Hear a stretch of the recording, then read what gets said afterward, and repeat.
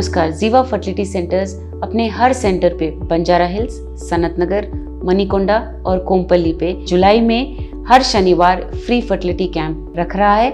अवश्य आइए, अपना फ्री इवैल्यूएशन कराइए, ट्रीटमेंट ऑप्शन समझिए और ये जान लीजिए कि बहुत अच्छे डिस्काउंट्स दिए गए हैं आईवीएफ पैकेज पर। Thank you.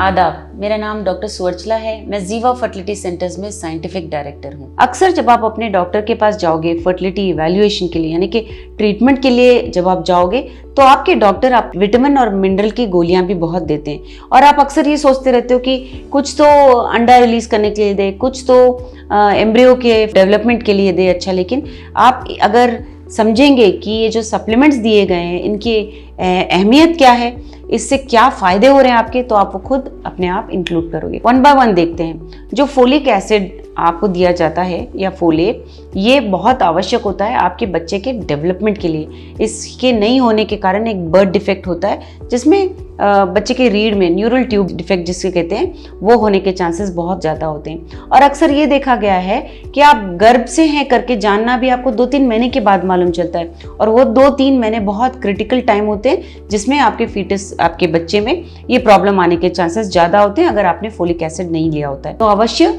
फोलिक एसिड पहले से ही लेना चाहिए जब आप प्रेगनेंसी के बारे में प्लान भी नहीं कर रहे हो। जब आपकी शादी हो गई है और आप थोड़ा टाइम लगेगा, आप प्लान करने वाले हो, प्रोटेक्शन नहीं ले रहे हो, तो फोलिक एसिड जरूर लीजिए। ओमेगा 3 फैटी एसिड, ये एक ऐसा विटामिन है जिसके लेने से बच्चे के दिमाग और आंख की डेवलपमेंट बहुत अच्छी होती है। तो ब्रेन और आई डेवलपमेंट के लिए ओमेगा 3 फैटी एसिड बहुत क्रिटिकल है।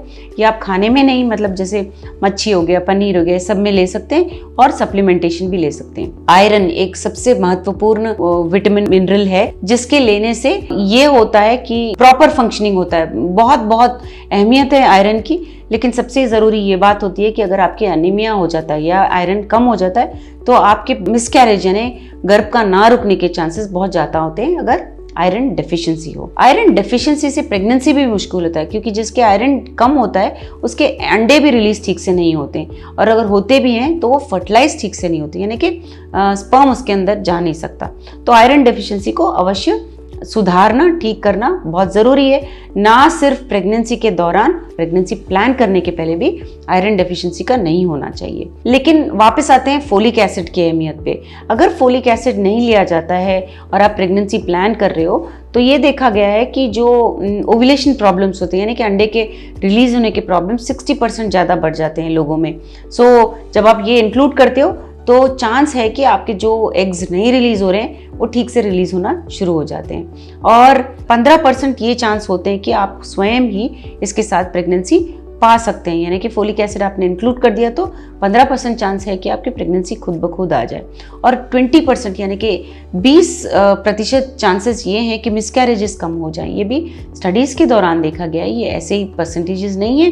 ये स्टडीज़ के दौरान देखा गया है कि फोलिक एसिड लेने वाले महिलाओं में 20% मिसकैरेज के रेट्स कम होते हैं। इसीलिए फोलिक एसिड भी इंक्लूड कीजिए अपने डाइट में। विटामिन डी की अहमियत भी बहुत होती है। इसकी वजह से अंडा ठीक से रिलीज होता है, फर्टिलाइज होता है और बच्चे में डिफेक्ट्स होने के चांसेस कम होते हैं। प्रॉपर फर्टिलिटी के लिए विटामिन डी का होना बहुत ज़रूरी होता है आपके सप्लीमेंट के लिए। तो इसके लिए डॉक्टर ने अगर इन आपके फर्टिलिटी मेडिसिन के साथ ये भी इंक्लूड किया है, उन्हें अवश्य लीजिए। इसके पीछे कारण होता है, इसके लेने से आपको प्रेगनेंसी के चांसेस ज़्यादा होंगे, लाइव बर्थ रेट के चांसेस भी ज़्यादा होंगे।